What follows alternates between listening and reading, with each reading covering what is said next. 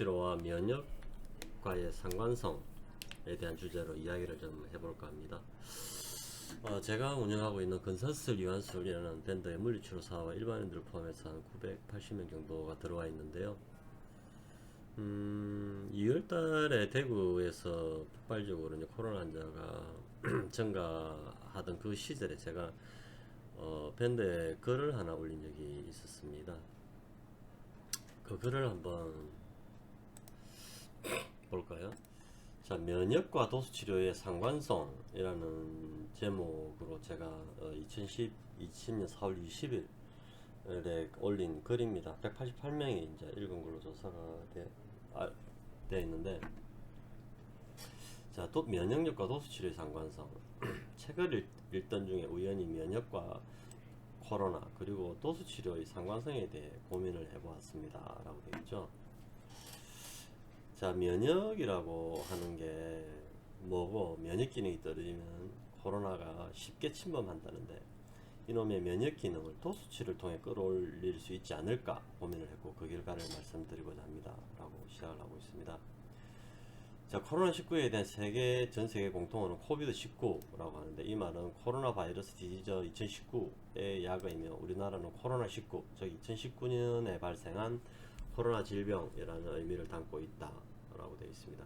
영어로 이뮨이라고 하는 이 면역에 대한 사전적인 의미는 체내에 병원체가 들어오지 못하도록 방어하거나 또는 침입한 병원체를 제거하는 능력이 면역이다 라고 되어 있습니다. 자, 인체에 유해 자극이 들어오면 백혈구가 공격을 시작을 합니다. 그 다음에 탐식 작용을 하고, 그 다음에 백혈구의 대식세포 파고사이트라고 하는데, 주로 염증 조직에 자연적으로 발생해서 염증 조직을 탐식 제거하는 역할을 하게 되는데, 이놈의 백혈구가 가끔씩 오인을 해서 적군이 아닌 인체의 정상 조직을 적으로 간주해서 계속 공격을 하는 경우가 생기기도 하는데, 이 질환을 통칭해서 자가 면역 질환이라고 하며, 대표적인 것이 에이즈, 류마티스 관절염, 백혈병 이런 질환들이 해당이 됩니다. 물리치료사가 도수치료를 통해 면역 기능을 항진시킬 수 있는 방법이 있을까라고 하는 것인데요. 현재 코로나19를 보게 되면 코로나균이 주로 침범하는 부위는 심장과 폐, 신장, 간 등이라고 합니다. 간은 잘 모르겠고, 심장의 맥박수를 컨트롤하는 타워가 신장, 즉 콩팥이라고 하는 키드니입니다. 이 글에 대해서 우리는 물리치료사 선생님 한 분 중에 심장의 맥박수가 아니라 혈압을 컨트롤하는 것이 신장이다 라고 했는데, 사실 그게 정확한 말입니다. 자, 신장 기능은 복분자가 좋다라고 하는데, 이 뒤집을 복자에 요강분자를 사용하는데, 오줌빨이 너무 세서 요강을 엎어버릴 정도로 신장 기능이 좋아진다는 설이 하나 있고요. 두 번째는 이제 밤에 잦은 소변으로 고생하던 사람이 복분자를 먹고 난 후에 소변량이 줄어들어서 요강을 엎어서 천장에 올린다는 설 두 가지가 있다라고 되어 있죠. 이 갑자기 신장 기능에 대해서 복분자 이야기를 한 이유가 뭐냐면, 제가 사실은 지난 학기에 농대 박사과정을 수료를 했어요. 그때 이제 농학과 관련된 여러 공부를 하면서 그 중에 하나가 이제 복분자였고, 그 복분자의 언어에 대한 유래를 알게 된 계기가 돼가지고 글을 한번 올려봤습니다. 심장은 폐와 연결되어 있고, 코와 입으로 들어오는 산소와 체내 이산화탄소와 교환을 하는 작용을 한다. 마지막에는 자심실을 통해 산소를 다량 함유한 신선한 혈액, 즉 동맥 혈액을 내려보내는 게 심장과 폐의 역할이다라는 것입니다. 그리고 이제 폐를 돌면서 이제 이산화탄소를 입 밖으로 내보내고, 공기 중에 있는 산소를 다시 빨아들여 가지고 적혈구를 통해 적혈구에 얹어 가지고 산화 헤모글로빈 상태로 만든 다음에 동맥을 따라 다시 말초 조직으로 가서 각 조직으로 새로운 산소를 공급을 하는 시스템으로 되어 있습니다. 저희 고민은 여기서 시작됩니다 라고 되어 있고, 만약 심장과 폐 그리고 신장에 어떤 유해 자극의 공격을 받아서 손상된 상태가 아닌데도 불구하고 이들의 기능이 떨어진다면 그 이유가 뭘까? 근데 이제 이 댓글들을 이렇게 한번 쭉 살펴보면은, 우리 물리치료사들도 이 도수치료를 통해 가지고 근육을 풀고 척추를 이제 교정을 해주게 되면 이 면역 기능을 향상시킬 수 있다라고 하는 거에 대해서 일부 다 동의를 하고 있는 것 같아요. 그래서 어느 누구 하나도 이 도수 치료를 통해 면역 기능을 올릴 수 있다라고 말을 한 사람이었기 때문에 제가 한번 이야기를 하고자 하는 것입니다.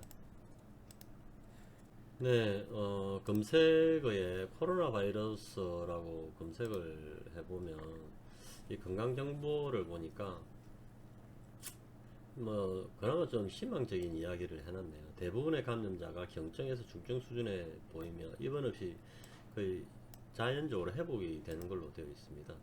자, 코로나 바이러스에 공격을 당하게 되면 일단 열이 납니다. 이게 이제 백혈구가 이제 발생을 하면서 이제 염증을 탐식작용하는 과정에서 의뢰 이제 나타나는 현상들입니다. 그 다음에 마른 기침, 그 다음에 전신 피로감 이런 것들이 나타난다라고 그럽니다.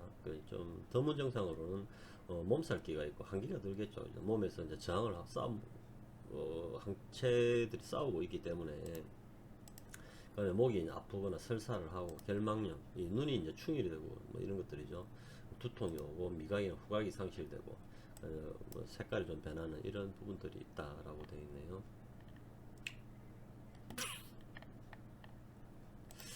그래서 이것이 이제 면역 기능이 약한 사람들한테서 이제 코로나 바이러스가 침투를 하는 걸로 되어 있습니다.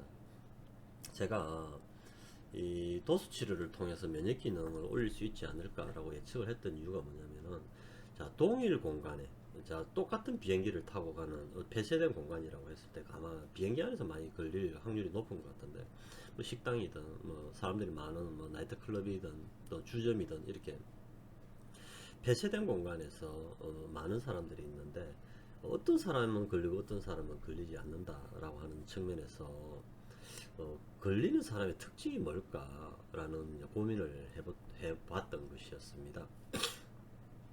물론 뭐 어린 소아들은 정확하게 뭐 설명이 좀 어려운 부분들이 있지만은 제가 생각하는 것은 면역 기능이 떨어지는 이유 중에 하나가 등 척추의 강한 건경직에 저는 포커스가 맞춰져 있거든요, 사실은.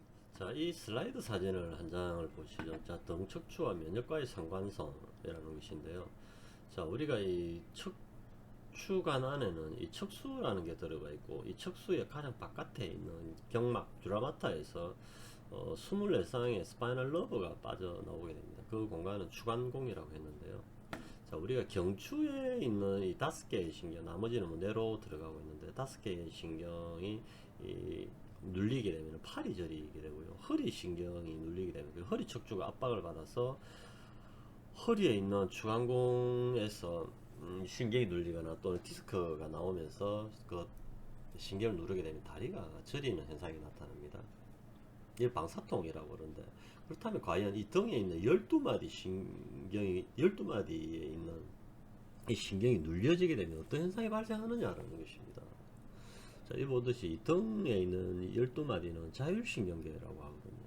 자율신경계로서 자동적으로 반응을 하는데, 이 신경이, 자, 보시죠. 이게 흉추 1, 2, 3, 4번 신경입니다. 이것이 심장과 폐로 가고 있다는 것입니다. 저희 고민은 여기서 시작이 된 것입니다. 과연 심장과 배가 자체 어떤 균이 들어와서 기능이 떨어져 있는 상태가 아닌데도 불구하고 등에서 나오는 신경이 이쪽으로 신경 신호가 오지 않는다면 이 심장과 배는 연동 운동을 하지 않는다, 펌핑을 하지 않는다라는 것입니다. 그러면 자동적으로 기능이 떨어진 상태가 될 것이기 때문에 입을 통해서 코로나균이 들어와서 심장과 배를 공격을 하게 되면은 상처를 이제 입기 시작을 한다라는 것이 이제 저희 생각인 것입니다. 그래서 이제 이 등이 굳어 있지 않고 심장과 배로 신경 신호가 원활하게 오고 있는 사람들은 코로나균이 들어온다 하더라도 막아낼 수 있는 면역 기능이 이제 있다라는 것이고요. 평소에 이제 등이 많이 경직되어 있는 사람들은 심장과 배로 들어오는 신경 신호가 차단이 되어 있을 것이기 때문에 코로나균에 공격을 당한다는 것입니다. 자, 이게 잘 설명이 이해가 되는지는 모르겠는데 좀 더 쉽게 이해를 하기 위해서 우리가 형광등에 불이 들어오는 걸 한번 생각을 해보면은, 그 형광등에 불이 들어오기 위해서는 전선을 따라서 전기적 신호가 와야만 형광등에 불이 들어오게 됩니다. 근데 만약 그 하나의 이제 형광등에 불이 안 들어온다 했을 때 그 새로운 형광등을 갈았음에도 불구하고 형광등에 불이 들어오지 않는 이유는 뭘까요? 그 이유는 그 형광등으로 연결되어 있는 전선에 문제가 있다는 것입니다. 그 전선이 누전이 되어 있는 거죠. 그 전선을 갈아줘야만 형광등에 불이 정확하게 들어올 수가 있겠죠. 자, 우리가 심장과 폐를 형광등이라고 했을 때 이 심장과 폐가 정상적으로 연동 운동을 하기 위해서는 전선에 해당하는 이 전기적 신호가 와야 된다는 것입니다. 인체에서 전기적 신호는 신경을 따라 전기적 신호가 연결이 되게 되어 있거든요. 그래서 인체에는 또 전기가 흘러가고 있는데 그것을 생체 전류라고 합니다. 물론 손을 대면 찌릿찌릿한 느낌이 없기 때문에 전기가 뭐 흐르는지 잘 알지는 못하겠지만 전기가 흐르는지 알 수 있는 방법은 우리가 이제 손을 탁 대면 정전기 스파크가 팍 튀는 겨울 건조한 날 그걸 통해서 우리 몸의 인체에 생체 전류가 흐르고 있다는 것을 알 수가 있는 것입니다. 그래서 어떤 심장과 폐가 정상임에도 불구하고 이 등 근육이 굳어짐으로 인해서 등에서 빠져나오는 신경 신호가 블락이 된다면 결국 이 심장과 폐의 어떤 기능이 떨어질 수밖에 없는 상황이고 이 상태에서 코로나균이 들어오는 사람들만이 코로나균의 공격을 받고 사망으로 이어지는 게 아닌가라는 것이었습니다. 그래서 이제 이 등이 굳어 있는 이 사람들의 등 근육을 계속 풀어 나가고 등 척추를 교정을 계속 해준다면은 신경이 빠져나오는 주간공은 벌어지게 될 것이고 결국 신경은 심장과 폐로 들어오는 신경 신호는 원활해질 것이기 때문에 코로나균이 공격을 해온다 하더라도 네, 면역 기능이 좋아져 있기 때문에 아무런 공격을 받지 않는 게 아닌가라는 것이 제 생각입니다. 코로나균에 걸려서 회복된 사람들의 몸을 한번 만져보고 싶은 게 제가 갖고 있는 생각인데요. 물론 쉽지는 않겠죠, 그죠? 내가 뭐 코로나에 걸렸다가 회복이 된 사람이다라고 뭐 자신있게 말할 수 있는 사람들은 없기 때문이라는 것입니다. 이 사람들의 공통점이 아마 등이 많이 굳어 있는 사람들이지 않을까라고 예측을 하는 것이고, 그래서 등이 걸리고 항상 빡한 사람들은 그 도수 치료를 통해 가지고 등 근육을 계속 이완을 시키고 척추를 교정을 해나가는 치료를 해주는 것들이 면역성을 항진시켜 줄 수가 있고 코로나균으로부터 몸을 예방할 수 있는 방법이 아닌가 싶습니다. 현재까지 이제 이 코로나 면역 기능을 올리는 것에 대한 그 검색을 해보면 대부분 음식에 포커스가 맞춰져 있어요. 음식이고 뭐 운동들도 있기도 하지만은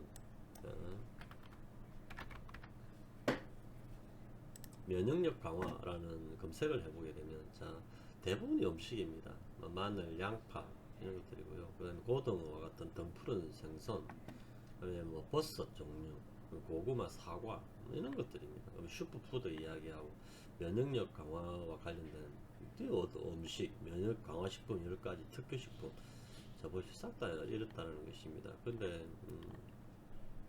운동이 면역력을 강화시키는 데 도움이 된다라고 하는 것 같은데요.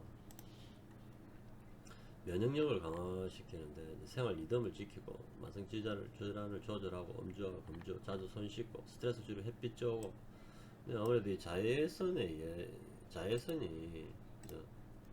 우리 이제 면역력을 증가시킬 때 도움이 되니까 아무래도 뭐 비타민 D 활성해서 뼈도 단단하게 해주는 뭐 장점도 있고 그다음에 스트레칭과 운동은 필수다라고 되어 있습니다. 그래서 운동을 통해 가지고 땀을 흘려줌으로 인해서 외부균에 저항하는 면역력이 좋아진다라는 것이 이야기가 되고 있는데 이런 것뿐만 땀을 흘려서 근육을 말랑말랑하게 해주고 혈액순환이 잘 되고 그래서 노폐물이 빠져나가고 새로운 산소 들어오고 이런 점도 있지만 우리 굳어 있는 근육을 풀어냄으로 인해 가지고 척추 근육을 말랑말랑하게 해주고 척추를 교정을 해준다면 또한 면역력을 증가시킬 수 있지 않을까라는 생각을 하게 된 것입니다.